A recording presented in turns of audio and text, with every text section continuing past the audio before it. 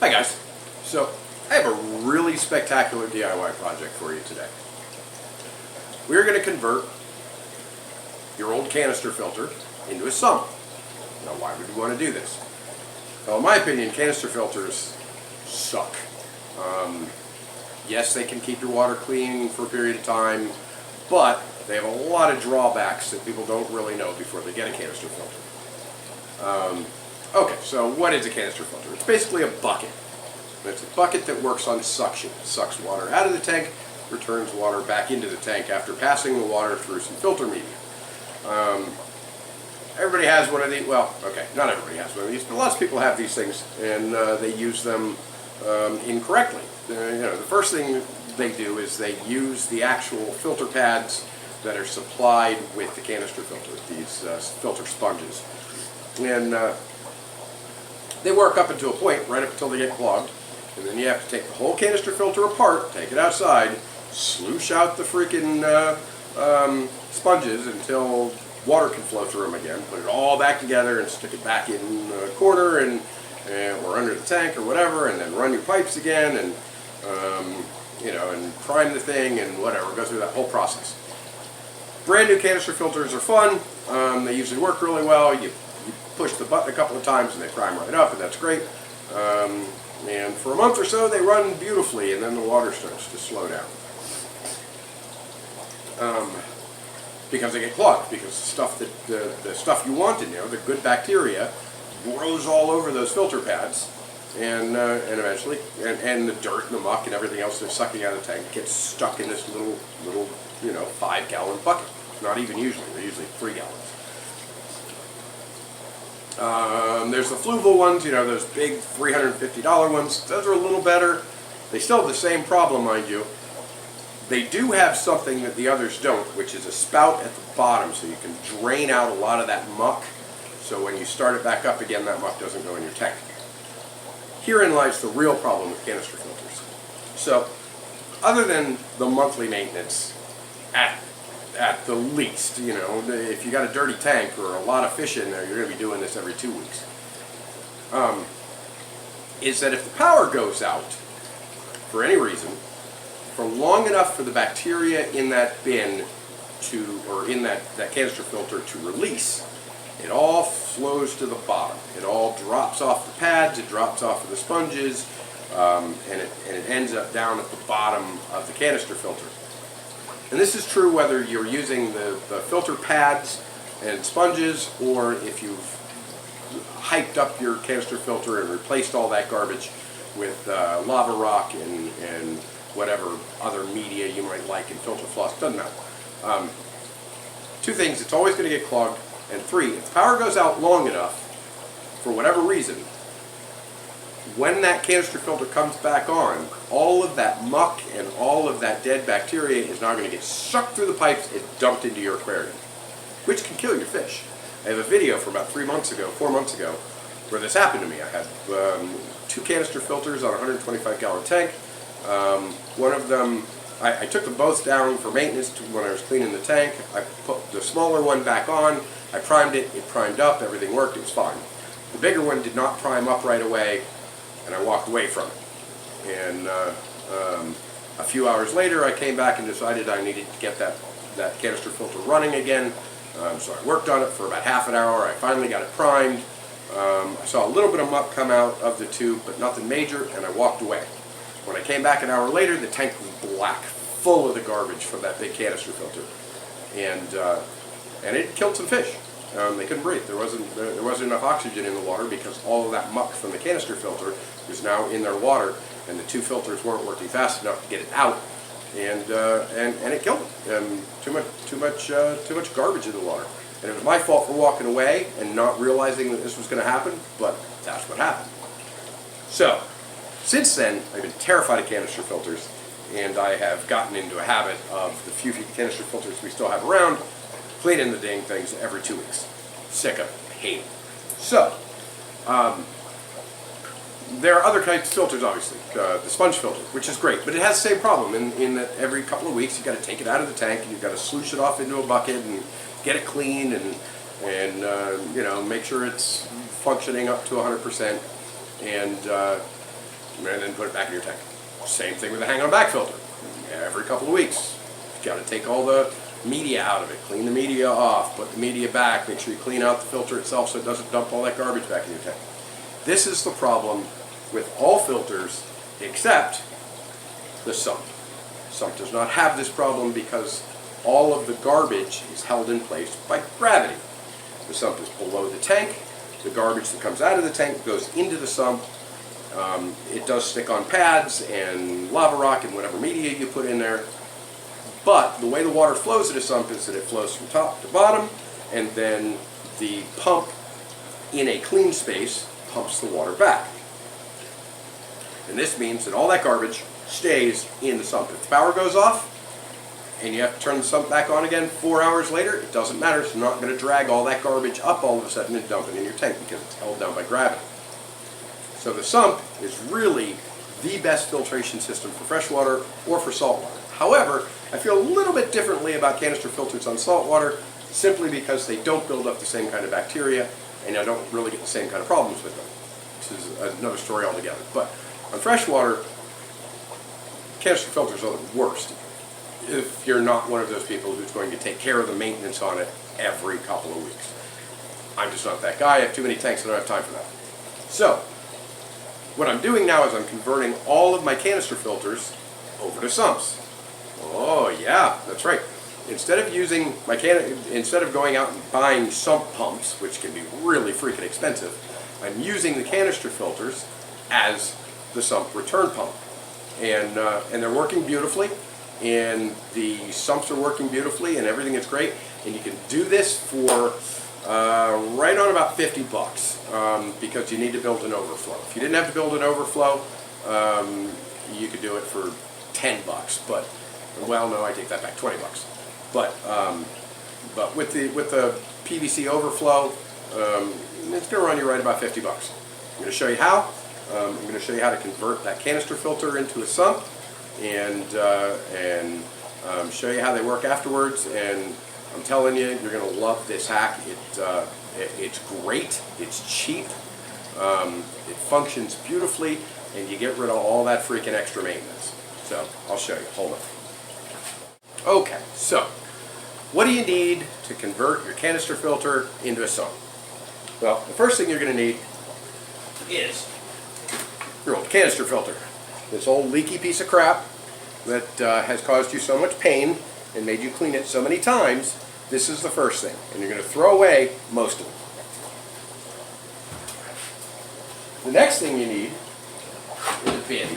Just a plastic bin from Walmart, whopping $9. Plastic trash can, whopping $3 from Walmart. The hoses from your canister filter, and one of these. This is the most expensive, difficult part of the process. It is an overflow made from PVC. It costs a grand total of about 25 bucks to build one of these. Especially if you build more than one of them, it gets cheaper because you get more parts, and it's cheaper that way. Now, you don't necessarily have to build this. There is another way, but personally I think this is the best way to go about it. So, your grand total is 9, 10, 11, 12, plus 25.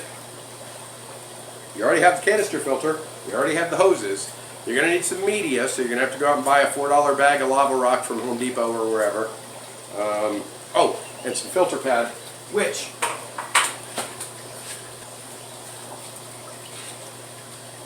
I get this stuff. It's 30 bucks a roll. It's air conditioning vent, commercial air conditioning vent filter, and 30 bucks a roll lasts you for freaking years.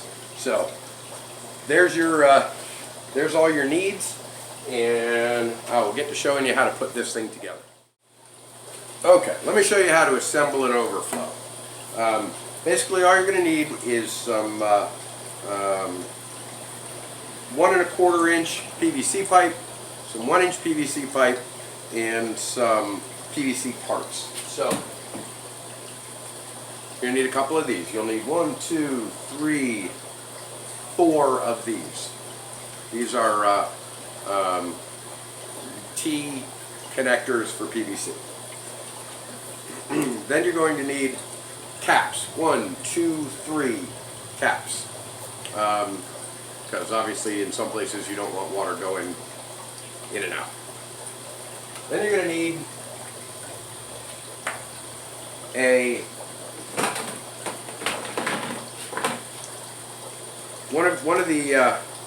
one of the tees you get. You're going to want to get threaded, and you'll need one of these things. You can usually find these in the irrigation section of Home Depot. And then there's this is a connector for the threaded tee, and it just allows this to screw into it. Probably the most expensive parts here are these two parts. This is like $5, and this is like $4.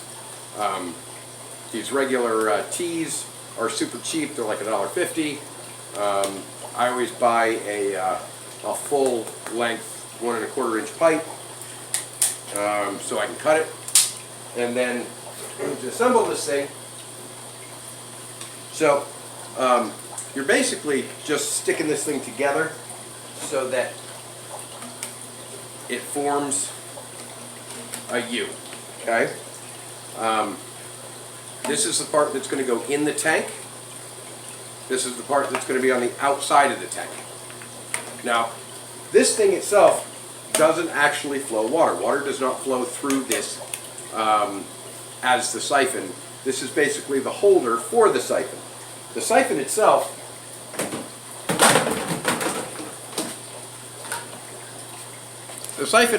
is just a U-shaped piece of PVC with one end longer than the other. And I cut these on an angle so that they can't get clogged. And then all you do is take this part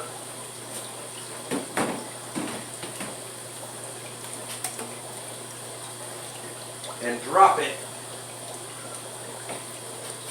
right down into there. And this is just a siphon. So what happens is that the water flows into this piece of pipe and it gets down here. Now this has dropped down into it and it sits right about here. So the water flowing over into it gets siphoned up through the siphon into this chamber, which then flows out through here. And you stick your second pipe from your canister filter on there and down into the sump, and that is it.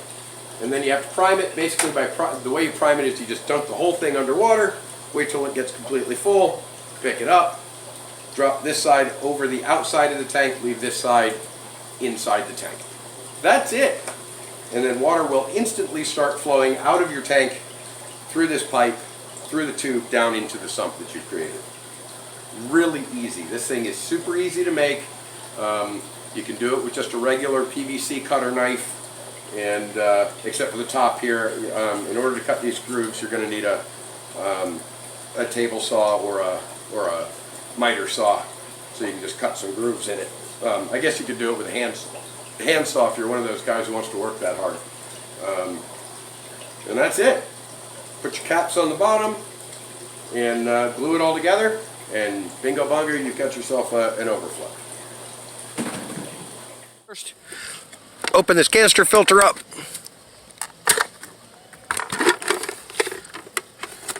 This part right here, you don't need anymore. It's done. You can just put it to the side. This is what you want. This is literally nothing but a pump. It's a sump pump, and that's it.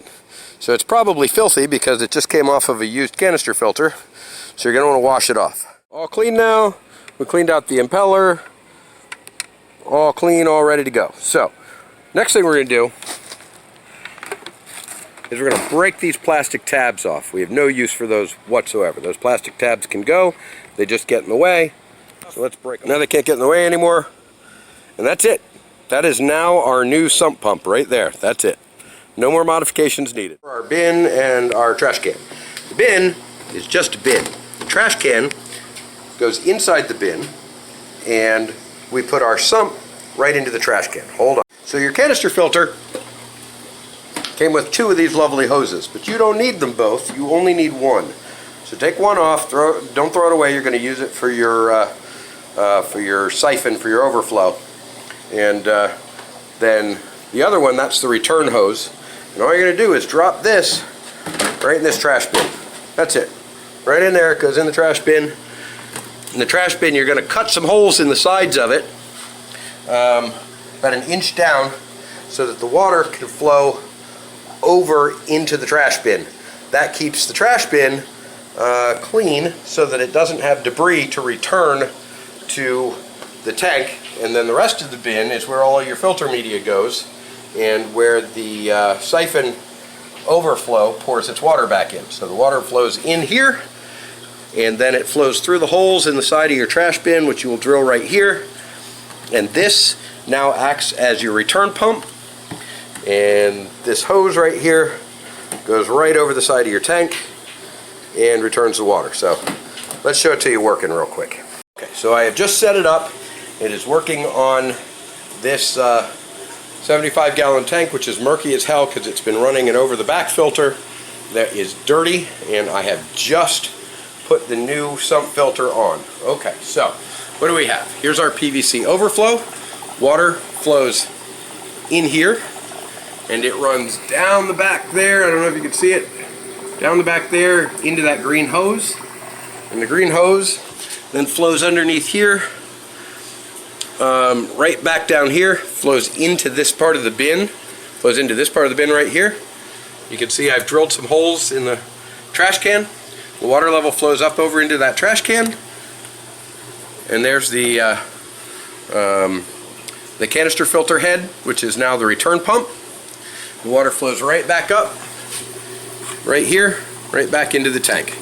So all I've done is made an overflow, water down into the bin, and then just dropping that canister filter head in that trash bucket has now returned the water to the tank. And in about 4 hours, once all of that water has cycled through a couple of times, it will be crystal clear, like all of my other tanks with sumps on them. And that's all there is to it, guys. All of a sudden you have a sump, you're moving a great deal more water, and you have a great deal more water capacity in the sump to move back into the tank and filtration. You have a great deal more media. The bacteria and the garbage and the crap pulled out of the tank is held down by gravity, and therefore it doesn't get cycled back into your tank if the pump turns off. And as long as you set your siphon at the top of the water level, exactly where it's supposed to be, even if the power goes out, it will never continue to overflow into the sump, so that the sump overflows. It's a delicate balance, but once you get it figured out, it's perfectly fine. And no more maintenance, man. That sump will run like that for 6 months without me having to do any kind of siphoning out of it or cleaning out of it. Anything. It'll run perfectly fine for 6 months. Then I will have to take it and dump the water out of it and put it back, and that's it.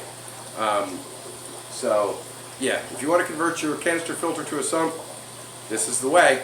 And you don't have to pay for a freaking sump pump, and you've already got the tubes.